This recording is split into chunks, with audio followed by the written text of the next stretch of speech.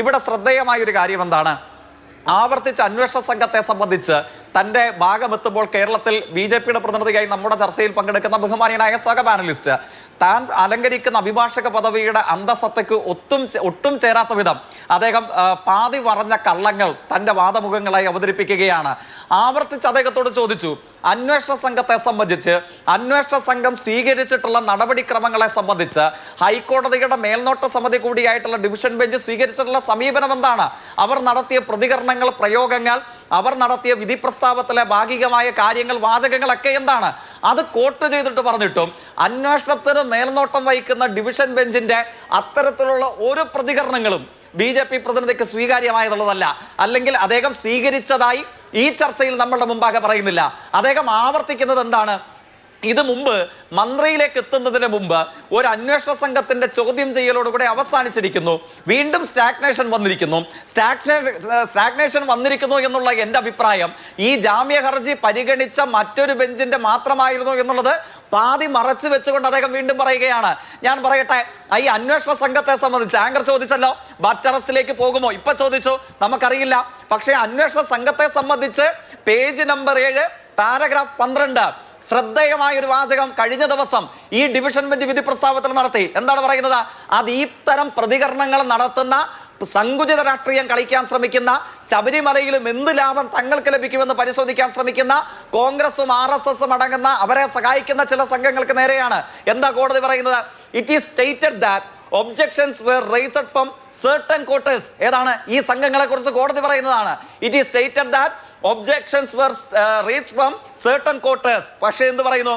casting aspirations on the integrity of the said officer.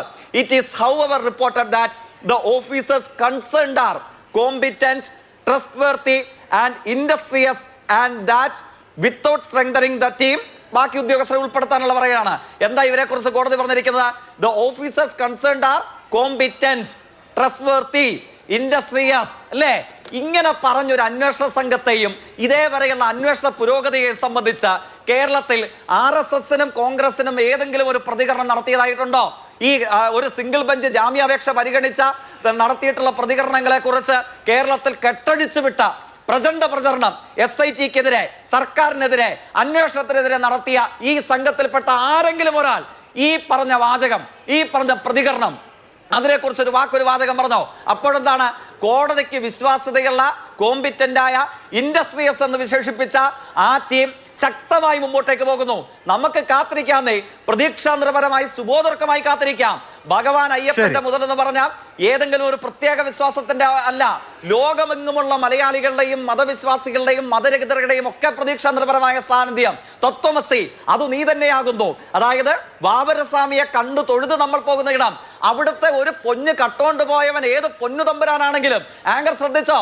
ഇവിടെ നമ്മുടെ യോഗക്ഷേമ സഭയുടെ പ്രതിനിധി വന്നിട്ട് ബ്രാഹ്മണിക്കൽ ഹെജുമണി അല്ലേ, തങ്ങളുടെ സമുദായത്തിന്റെ ജാതിയുടെ പ്രതീകമായിട്ട് നടത്തിയ വേട്ടയാണ് ഈ അറസ്റ്റ് എന്ന് പറഞ്ഞു. മിണ്ടിയോ BJP-യുടെ പ്രതിനിധി? അദ്ദേഹം മലയേറിയ സഭയുടെ സെക്രട്ടറിയോട് പ്രതികരിക്കാൻ അപക്വമായ ചില കാര്യങ്ങളെ എടുത്തു വെച്ച് പരാമർശിച്ചു.